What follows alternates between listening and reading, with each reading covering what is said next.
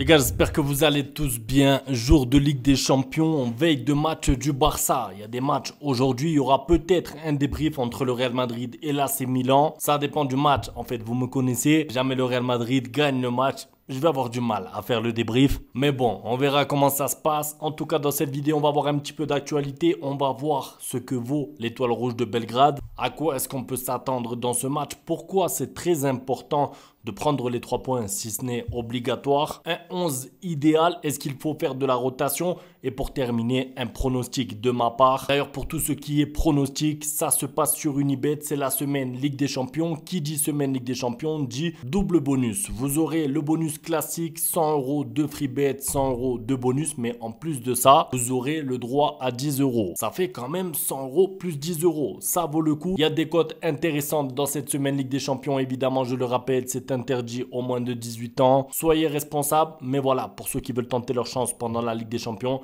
double bonus, lien dans la description. On commence d'abord par 2-3 petites actualités. La première chose, regardez, c'est Casado qui devrait être sélectionné. Et j'ai vu pas mal de gens râler, des gens tristes. Ah, et Casado qui va aller avec l'Espagne.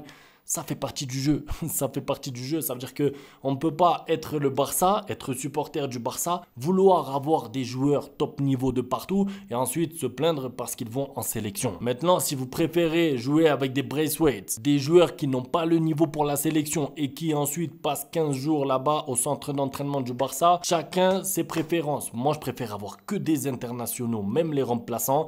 Tant pis qu'ils aillent en sélection, on espère bien sûr que ça se passe bien. De l'autre côté, il faut le dire aussi, si Casado va en sélection et Gavi va en sélection et Dani Olmo et Pedri, soyez tranquilles, il n'y a pas la place pour 15 joueurs non plus. Ça veut dire qu'il ne va pas mettre 6 milieux de terrain là-bas, Fermin Lopez et tout. Vous inquiétez pas, le sélectionneur sera obligé de faire des choix et il y aura donc des joueurs qui vont aller en sélection mais qui n'auront pas beaucoup de temps de jeu. Moi, je pense que dans une carrière, c'est important de devenir international. Ce que fait Casado depuis le début de la saison mérite de devenir international. On va donc le suivre avec l'Espagne en espérant bien sûr qu'il ne se blesse pas. Ça, on est tous d'accord. Autre chose maintenant, Barcelone a provoqué des hors-jeux de ses adversaires 99 fois en 15 matchs cette saison et les adversaires ont eu 13 buts refusés pour hors-jeu dont 7 buts ont été refusés par la VAR. C'est quand même une statistique incroyable. Je ne sais pas si on se rend compte, mais ça marche ce piège du hors-jeu. On avait des doutes, on avait des craintes, on avait peur. Est-ce que ça va marcher contre les gros? Ça marche contre les petits, comme le Real Madrid.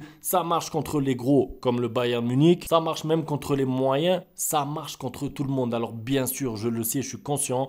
Il y a bien un jour où le Barça va perdre un match à cause de ce piège du hors-jeu. Mais le rapport victoire, but marqué, but encaissé, pour l'instant, il est plus que favorable. Donc, il n'y a aucune raison de l'arrêter. Il est maîtrisé à la perfection et les adversaires n'arrivent pas encore à s'adapter. Niveau actualité, je termine avec Rafinha. Après, on passe à l'avant-match. Les statistiques de Rafinha sont déjà meilleures. Il a déjà 11 buts en 15 matchs. La saison dernière, il avait mis 10 buts en tout. Et encore, sur la fin, il avait marqué son doublé contre le PSG et tout, rappelez-vous. Donc, c'est pas le même Rafinha. C'est clairement pas le même joueur. Et c'est ce qu'on disait dans d'autres vidéos la saison dernière. Même vous, dans les commentaires, je m'en rappelle. Rafinha, on aime bien, on apprécie. Mais ce qu'on lui demandait, c'était qu'il soit un peu plus décisif dans les 30 derniers mètres. Maintenant, tu me mets un face-à-face de Rafinha avec le gardien adverse, peu importe qui, hein. Lunin, Neuer, je sais pas qui, boum, but. Croisé, but. Lob, but. Vraiment, la finition, je sais pas. Il a travaillé ça. C'est obligatoire. Et en plus, il est en confiance. Donc, ça marche. Ça fait en tout cas très plaisir de le voir à ce niveau-là. Donc, Étoile Rouge de Belgrade contre le Barça. Match sur le papier facile. Je pense qu'on peut le reconnaître quand on voit l'adversité. C'est 3 points obligatoires. C'est pour ça que je disais ça dans l'intro en fait. Vous ne pouvez pas vous permettre de perdre des points contre une équipe comme ça qui a pris je crois 5 buts contre Monaco, 4-0 contre l'Inter Milan. Bon, je respecte Monaco qui a battu le Barça et l'Inter Milan qui est une bonne équipe, mais c'est une équipe qui prend beaucoup de buts. Ils ont pour l'instant 0 points. Tu n'as pas le droit de perdre des points. En fait, c'est simple. Je vous mets le classement ici. Regardez, le Barça n'est pour l'instant pas top 8. Et l'objectif du Barça, déjà de base, c'est d'être top 8. Vous avez un match contre Dortmund dans pas longtemps là-bas qui sera très difficile. En attendant ce fameux match contre Dortmund, vous ne pouvez pas vous permettre de perdre des points contre des petites équipes. Même s'il y en a qui vont me dire il n'y a pas de petite équipe en Ligue des Champions. Moi, je pense que oui. Je pense qu'il y a des petites équipes en Ligue des Champions. Quand tu es le Barça, quand tu arrives dans une forme comme ça, que tu enchaînes les victoires, que tu mets 4 buts au Real, 4 buts au Bayern, tu peux pas perdre des points là-bas à l'Étoile Rouge de Belgrade, qui est une équipe qui, je vous l'ai dit, n'a pas pris le moindre point pour l'instant en Ligue des Champions. Au-delà de ça, moi, je vous le dis, avec ce Barça, je vise pas vraiment le top 8, je vise le top 4. J'ai envie que le Barça finisse dans le top 4. Pourquoi? Parce que plus vous finissez haut dans ce nouveau format de Ligue des Champions, plus vous allez affronter des équipes qui ont fini bas. Je ne vais pas dire des équipes faibles. Pourquoi? Parce qu'il y a le PSG qui va peut-être finir bas. Il y a peut-être... il y a qui est en difficulté là? Il y a le Bayern Munich aussi qui est en difficulté. C'est peut-être des équipes qui vont finir entre 7e et 14e. Il y a des équipes qui vont devoir passer par les barrages. Donc, même si vous finissez haut, vous n'avez pas la garantie de jouer contre une petite équipe. Mais c'est des probabilités, c'est mathématique. Si vous finissez plus haut, vous allez affronter un adversaire qui, en tout cas, fait une moins bonne campagne de Ligue des Champions que vous. C'est pour ça que c'est important de prendre tous les points possibles contre les équipes comme ça. Au-delà de ça, les 3 points, d'accord. La victoire, d'accord. C'est important le goal average. Dans ce format-là de Ligue des Champions, ça peut se jouer à 1 but mis, à 2 buts marqués, à une différence de but, à un goal average. Ça peut vous changer votre adversaire pour les huitièmes de finale. Donc c'est important de gagner avec la manière et en plus en mettant beaucoup de buts, histoire de prendre un peu de marge sur les autres en cas d'égalité à la fin pour finir justement devant. Ce que j'attends du Barça aussi, c'est de la constance dans le match.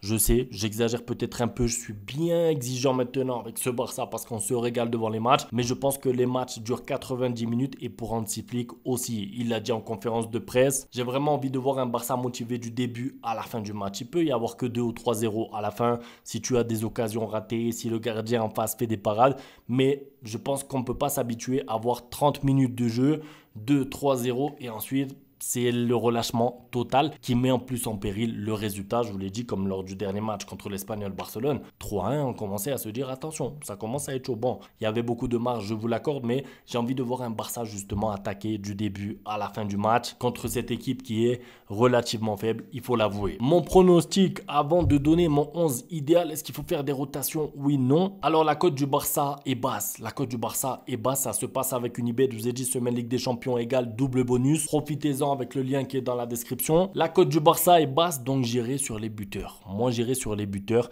et je mettrai Lamine Yamal buteur. Pourquoi? Parce qu'il n'a pas été servi par Dani Olmo. Sinon, pour moi, il aurait marqué un but contre l'Espagnol Barcelone. Il a marqué lors du Classico. Il est en confiance. Il est bon. La cote est élevée et je pense que Dani Olmo va le chercher justement parce que je pense que Dani Olmo a vu ce qui s'est passé dans les médias. Est-ce que Dani Olmo est égoïste? Est-ce que Dani Olmo ne fait pas la passe à Lamine Yamal? Pourquoi et tout? Je pense qu'ils vont vouloir se rattraper et justement alimenter Lamine Yamal. Si moi, en tout cas, je devrais partir sur un pari, je mettrais ça. Lamine Yamal buteur. La cote en plus est haute. Ça veut dire que si vous voulez être sûr de gagner, même si vous le savez, on n'est jamais sûr dans les paris sportifs, vous pouvez mettre victoire du Barça de 2 buts. Je pense que le Barça gagnera assez tranquillement ce match. Maintenant, jouer Lamine Yamal buteur, ça me paraît plus pertinent. Double bonus donc, interdit au moins de 18 ans. Le lien dans la description. Au passage dans les commentaires, dites-moi ce que vous allez miser. Pour ceux qui vont jouer, bien sûr. Je termine avec un 11 pour ce match. Alors, c'est compliqué parce que tu es partagé. Tu te dis, est-ce qu'on fait tourner? Est-ce qu'on met des joueurs au repos? D'un autre côté, tu es obligé de gagner et tu ne changes pas une équipe qui gagne. En plus, les joueurs ont eu 7 jours de repos la semaine dernière. Bon, ils ont joué un match contre l'Espagnol, mais ils ont couru pendant 30 minutes. Ensuite, il y a eu beaucoup de rotation en deuxième mi-temps. Donc, je pense que le mieux, c'est de faire un petit combiné des deux, c'est-à-dire un 11 type avec un ou deux changements. N'hésitez pas à me dire si vous êtes d'accord avec moi dans les commentaires. Donc,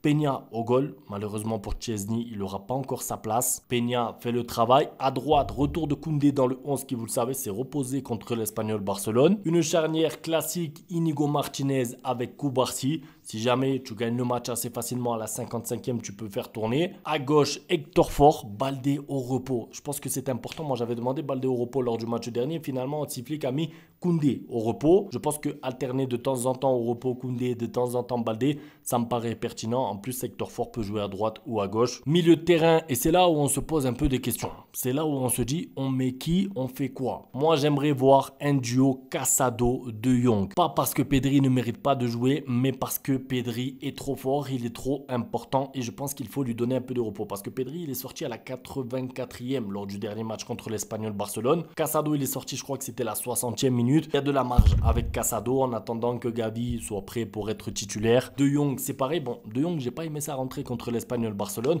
mais je pense qu'en étant titulaire aux côtés de Casado, il peut faire un gros match. Ça manquera bien sûr de la créativité de Pedri, mais quand vous voyez qui y a devant eux deux, c'est Dani Olmo, numéro 10. Vous savez que Casado a un jeu de passe vers l'avant aussi sous-côté. Vous vous retrouvez donc avec soit Olmo, soit Frenkie de Jong, soit Casado. 3 joueurs qui peuvent alimenter vos attaquants. Vous créez des occasions, c'est obligatoire. Maintenant, je sais qu'il y en a qui vont préférer Pedri. Il n'y a pas de problème, mais je pense qu'il faut le gérer lui aussi pour éviter de retomber dans le cycle des blessures. Fermin Lopez sur le banc avec Pedri, avec Gavi. Vous avez un gros banc justement pour faire tourner quand le match se passera bien. Et pour l'attaque, un changement aussi.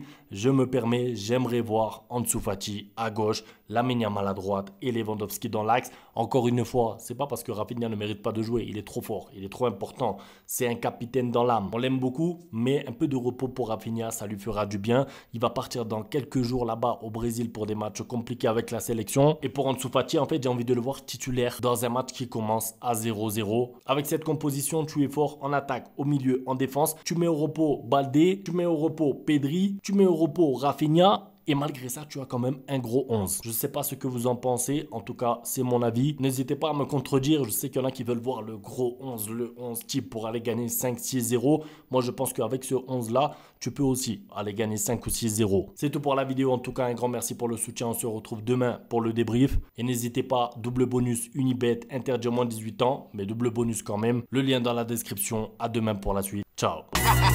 Bang, bang, bang, bang, goodbye. Ustedes pueden aceptar mi negocio o aceptar las consecuencias. Plata o plomo.